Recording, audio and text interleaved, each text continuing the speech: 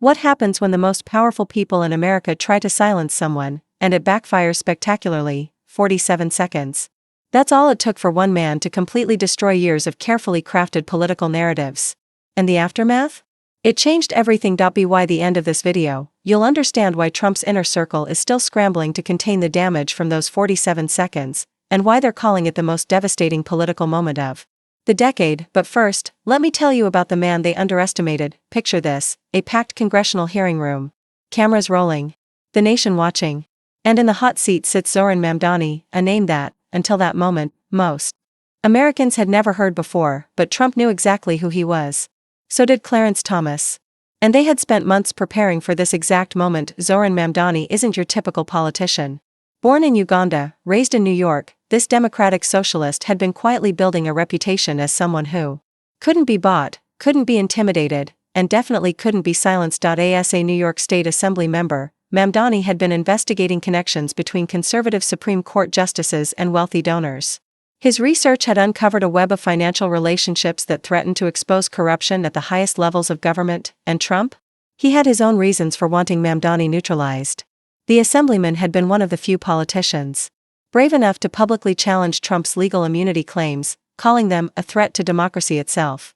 Little did they know, their attempt to silence him would become the very thing that amplified his voice to millions. The hearing was supposed to be routine.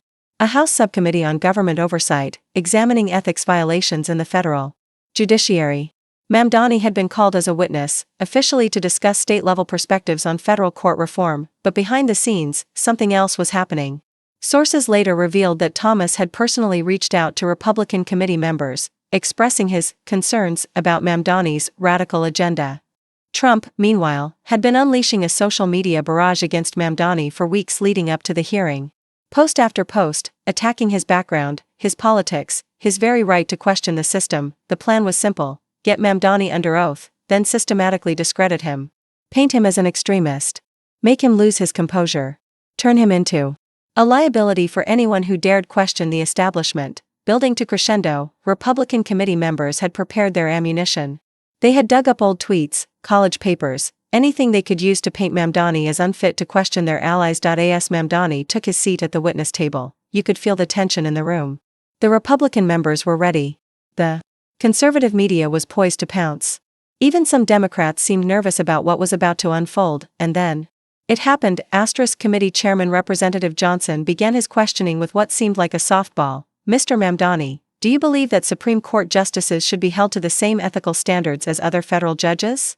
Mamdani leaned forward to the microphone. The room fell silent.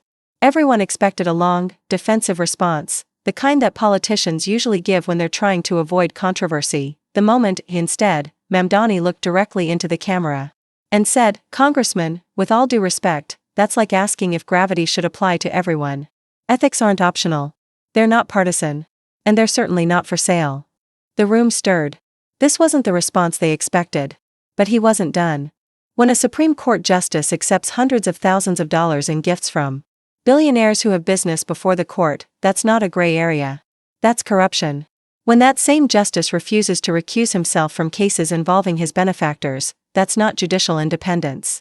That's judicial capture. Republican members began interrupting, trying to derail his response. But Mamdani raised his hand and continued, "And when former presidents claim they're above the law while sitting justices enable that claim, we're not watching democracy at work. We're watching democracy die." The room went dead silent. 47 seconds. That's how long it took for Mamdani to completely reframe the entire conversation, but the real devastation was just beginning. Within minutes, social media exploded. That 47-second clip was everywhere. Twitter, TikTok, YouTube, Instagram, every platform was flooded with shares, likes, and comments. Within 24 hours, the video had been viewed over 50 million times. Within a week, it had reached 200 million. People who had never heard of Zohran Mamdani were suddenly following his every move, but Trump and his allies weren't going down without a fight. The former president unleashed a torrent of posts, calling Mamdani a radical socialist who hates America and demanding he be investigated for treason.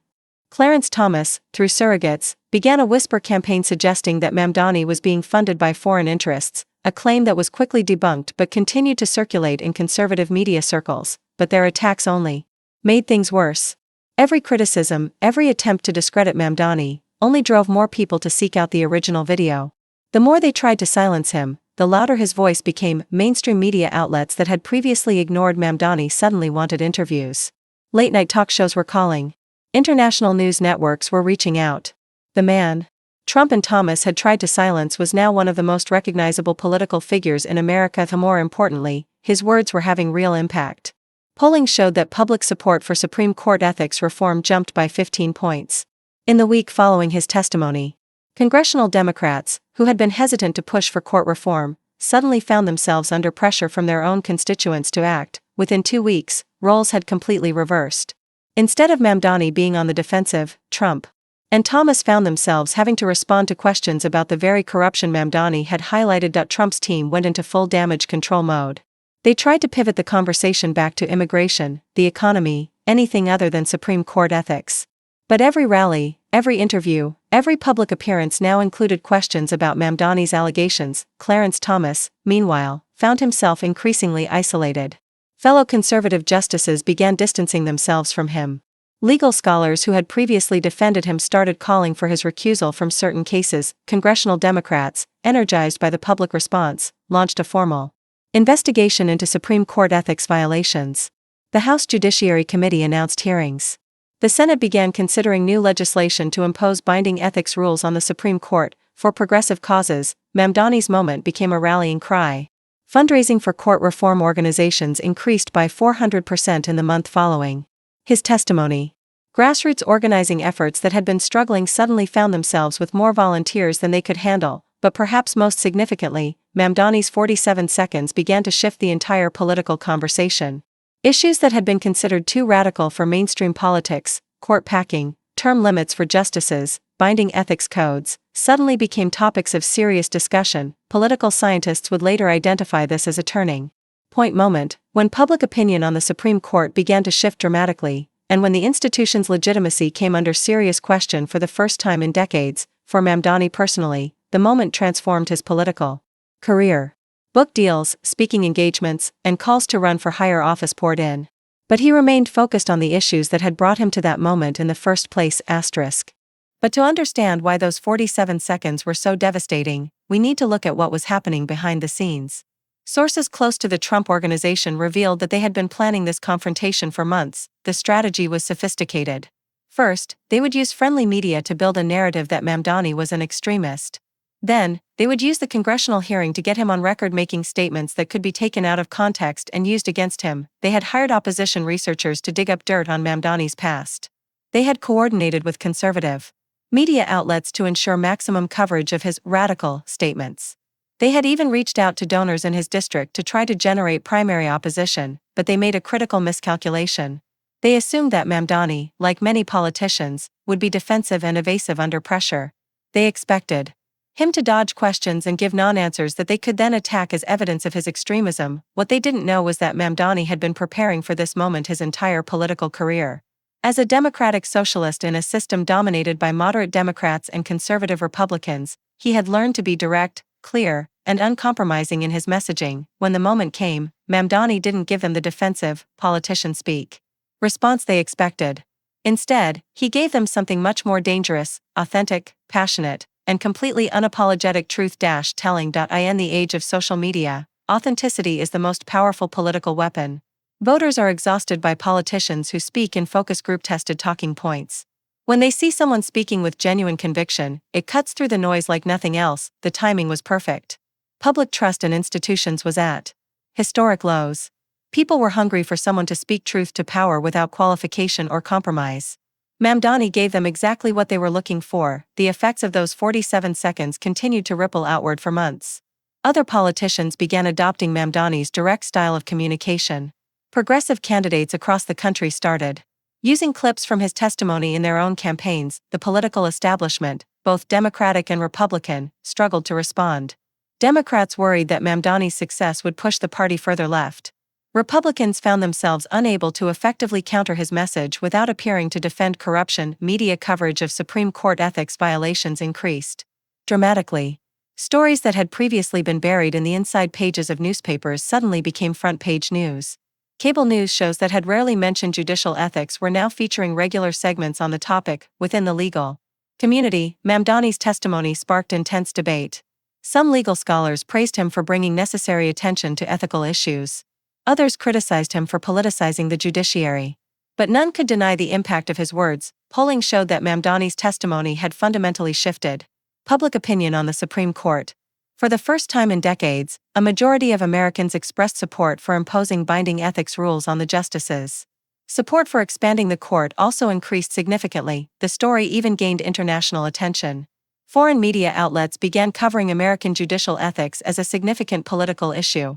International legal scholars started comparing the U.S. system unfavorably to other democracies with stricter judicial ethics rules, but perhaps the most significant unintended consequence was the way Mamdani's moment inspired other politicians to speak more directly about controversial issues. The success of his uncompromising approach began to influence political communication across the ideological spectrum. Mamdani's success represented something larger than just one political moment.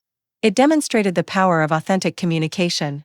In an age of political artifice, his 47 seconds showed that voters were hungry for politicians who would speak plainly about difficult issues. More broadly, his testimony represented a direct challenge to institutional authority.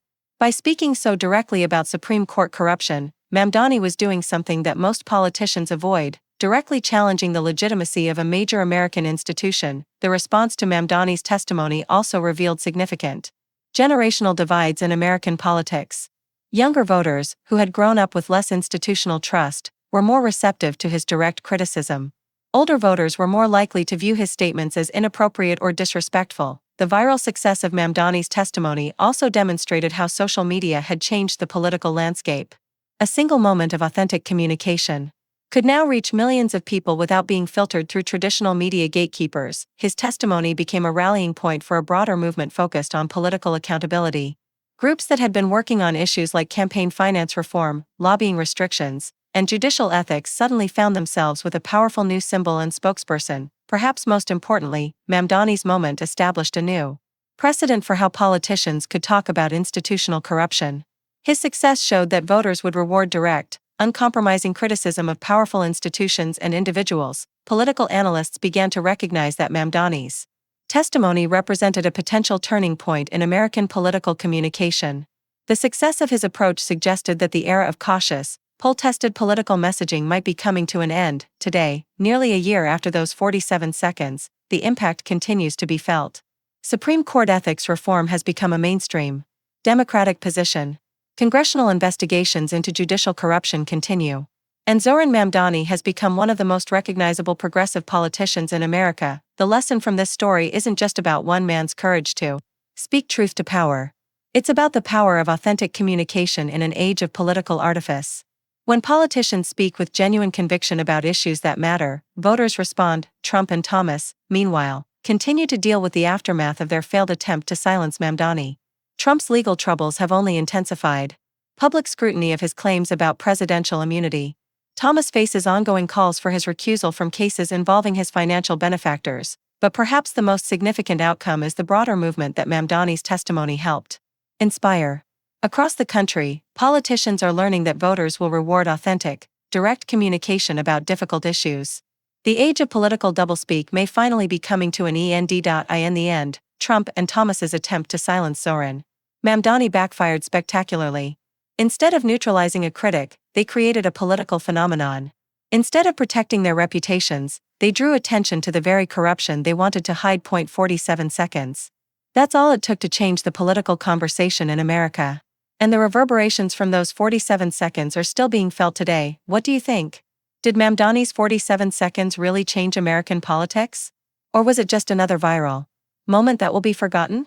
Let me know in the comments below. And if you enjoyed this deep dive into one of the most significant political moments of recent years, make sure to subscribe and hit the bell icon for more content like this. Thanks for watching, and I'll see you in the next video.